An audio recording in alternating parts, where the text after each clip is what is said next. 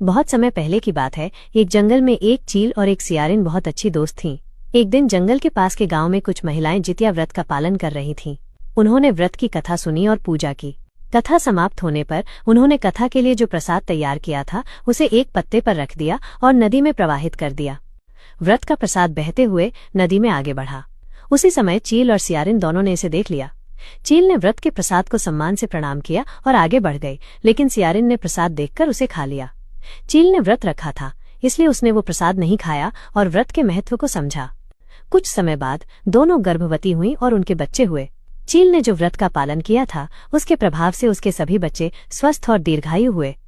वहीं सियारिन ने व्रत के प्रसाद को खा लिया था, इस कारण उसके सभी बच्चे पैदा होते ही मर गए। इस बात से सियारिन को बहुत दुख हुआ। उसे लगा कि उसकी दोस्त चील के बच्चे उसकी वजह से ही मर रहे हैं, इसलिए उसने चील के बच्चों को मारने की योजना बनाई। सियारिन ने एक योजना बनाई और चील के घोंसले में जाकर उसके बच्चों को मारने की कोशिश की, लेकिन चील सतर्क थी और उसने अपने बच्चों को बचा लिया। जब सियारिन को अपनी गलती का एहसास हुआ तो वो बहुत दुखी हुई। तब चील ने उसे समझाया कि ये सब जितिया व्रत का अनादर करने के कारण हुआ है। सियारिन ने चील से अपनी गलती के लिए क्षमा मांगी और उसने भी जितिया व्रत का पालन करने का संकल्प लिया। कहा जाता है कि अगले साल सियारिन ने भी पूरी श्रद्धा और लगन से जितिया व्रत रखा और उसके बच्चे भी स्वस्थ और दीर्घायु हुए। यह कहानी हमें ये सीख देती है कि व्रत का पालन श्रद्धा। बहुत समय पहले की बात है। एक जंगल में एक चील और एक सियारिन बहुत अच्छी दोस्त थीं। एक दिन जंगल के पास के गांव में कुछ महिलाएं जितिया व्रत का पालन कर रही थीं। उन्होंने व्रत की कथा सुनी और पूजा की।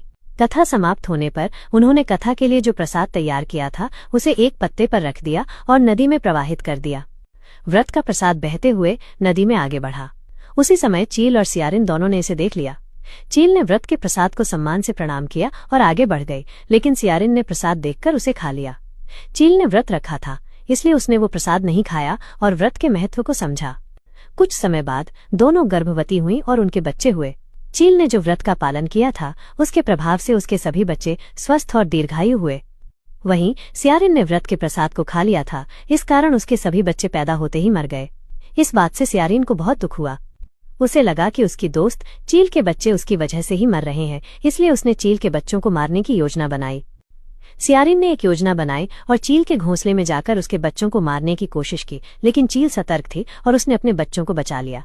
जब सियारिन को अपनी गलती का एहसास हुआ तो वो बहुत दुखी हुई। तब चील ने उसे समझाया कि ये सब जितिया व्रत का अनादर करने के कारण हुआ है। सियारिन ने चील से अपनी गलती के लिए क्षमा मांगी और उसने भी जितिया व्रत का पालन करने का संकल्प लिया। कहा जाता है कि अगले साल सियारिन ने भी पूरी श्रद्धा और लगन से जितिया व्रत रखा और उसके बच्चे भी स्वस्थ और दीर्घायु हुए।